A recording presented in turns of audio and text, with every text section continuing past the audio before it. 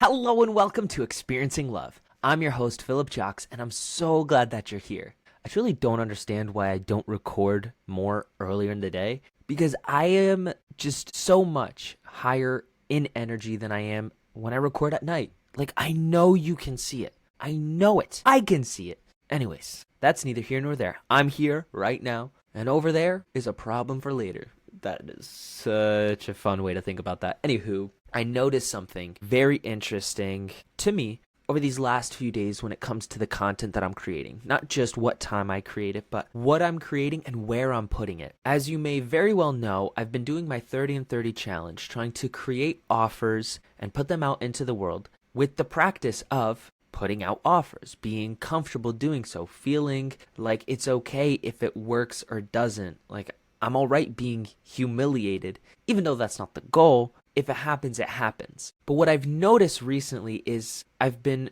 stretching myself a little too thin. I've been taking all the content that I've been making and trying to source them on different platforms. I've been putting it on Facebook and Instagram and TikTok as well as YouTube, and I've noticed I started to not like doing it anymore. I noticed that I wasn't enjoying making the videos or creating or making the offers. It was the same thing with my shorts that I make from these episodes. I wasn't enjoying it anymore. And some way, somehow, somewhere along the line, I lost the point. I lost the plot. I was missing my story as to why I'm doing this. And this morning, I got that download that in my head where I just realized, Philip, return to what you like to do. For a while, I was a little bit confused and wondering what offers I wanted to make, how I wanted to make them, when I wanted to make them. And because of that, I stopped focusing so much on what do I like to do? What do I normally do? What do I feel called to give to other people? In returning to that, I realized many of my offers are different to what I usually do, or I'm not even offering the things that I love to do most. I have a lot of information stored up in this brain of mine. Everything from productivity to efficiency to relationships to love to exercise to diet. There's just so much up there. And one thing I love to do most is sharing what I know. Sharing what I know, but not in the way of just teaching, but in the way of having a conversation and being open to having my mind changed if I'm met with better information. I was missing that for a while. I really was. And I came back to that now. I also came back to not posting on the other social media platforms. Because if I'll be honest, those platforms sometimes feel like almost like a virus to me. And not in that it's a virus in itself,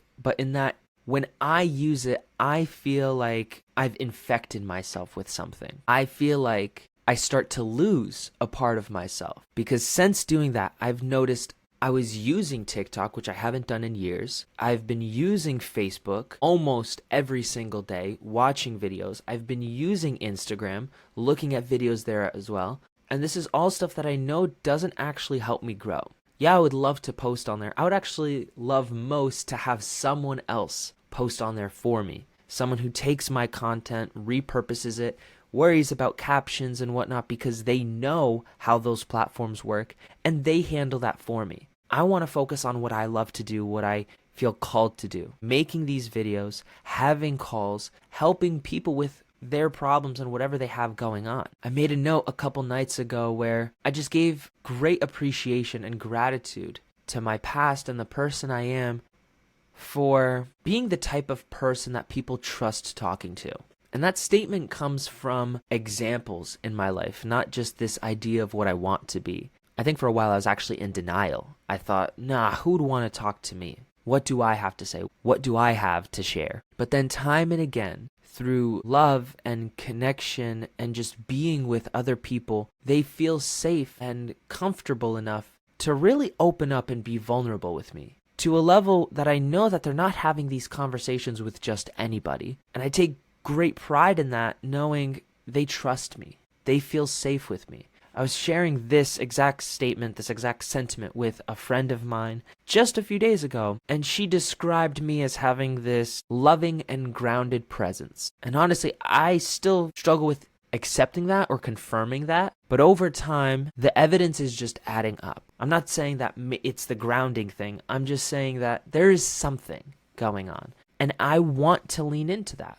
I want to lean into that because when I'm in those situations with people where I'm talking with them and they feel safe enough to tell me what's going on and to trust that I'm not going to judge, I'm going to come from a place of love and share what I know. When I'm doing this, I'm not coming from a place of trying to sell someone something. My pure intention is, how can I help? What can I do to help? How can I support you? What can I do to help you learn from this, grow from this? That's what I feel called to do.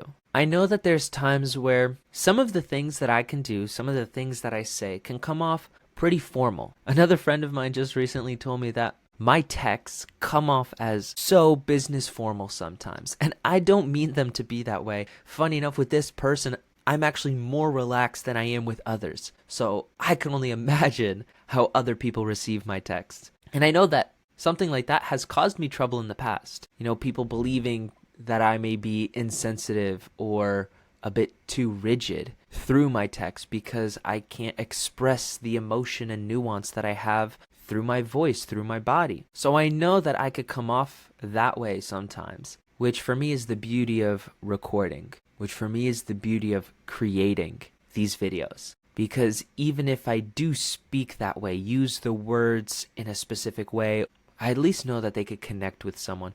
I'm going to take a quick pause real quick. I'll be so honest, I actually don't know if that sentence just made sense. Either way, I'm going to leave it in there. I'm talking about in terms of grammar. Because halfway through that sentence, I heard a fire truck outside blare its horn for a sec and completely lost my train of thought. It just said, full stop, got him, roasted. So, anyways, theme of the day, download of the day, is lean into what you do best and what you want to do. There's a lot of things you can be doing, and eventually you'll get there. When I was first starting, I saw a lot of advice out there from content creators saying that when you're just starting, focus on one platform, master it.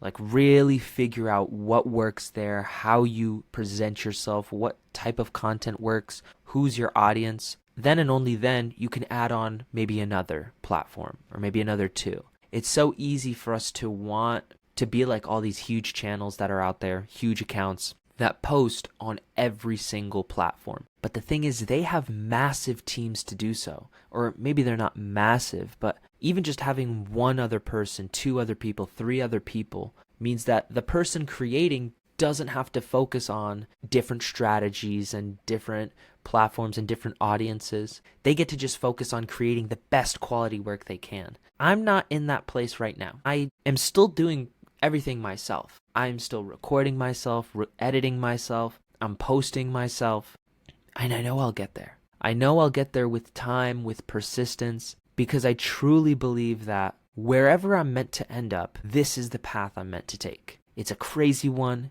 it's an exciting one, it's a frightening one sometimes, but it's the right one. That's the most important piece. The question is not, is it going to be easy or hard? The question is it going to be worth it or not? And I truly believe that it's going to be worth it. Because even if I stopped all of this today, which I won't, I know that I've already learned this crucial lesson of one, selling things and how it's important for me to truly believe in what I'm selling. I don't believe myself to have that type of salesman charisma that they could just pick up anything, anywhere, and be able to sell you on it.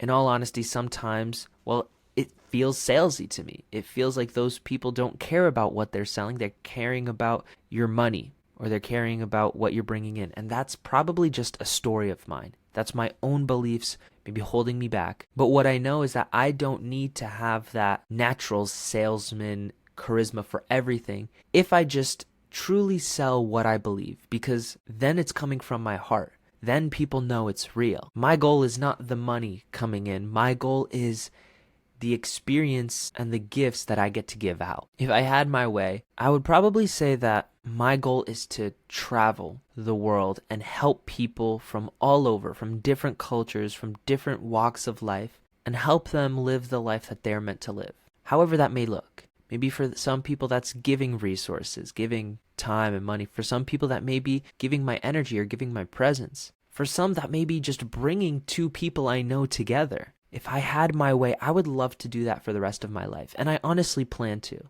It's going to take a bit of time as I get there, and that's just the point. Because the more time I put in now, the more effort I put in now, when it grows, it's going to last that much longer. It's going to be that much stronger. Because I do have this belief that the faster things come in, the faster they leave, right? If money comes in super fast, then it's going to leave just as fast. If opportunities come in rapid fire, at the same speed, they could be taken away. But if you slow roll into things, if you slow roll into a relationship, into a job, into a career, into a dream, a vision, a goal, then as you make persistent action, and it takes a while to work out, it's more likely to have that slow roll out as well. That's what I want for this channel. I don't want this to just abruptly end one day. No, I want this to be something that flows and morphs and becomes something bigger than I can ever be, than I can ever imagine. And to do that, for right now, I have to stick to what I do best. I have to stick to what drives me, what fulfills me. Because as of right now, it isn't a matter of converting time into dollars. I have to convert emotion into action. And if I don't have the heart in this, if I don't have the emotion, I'm going to stop. I'm going to quit. So most importantly for right now is for me to make sure my heart is in this every single day. And I will do whatever I have to ensure that. I don't often see heart out there in the world for what people do. They exist all over the place. And maybe I just haven't trained myself to look out for it.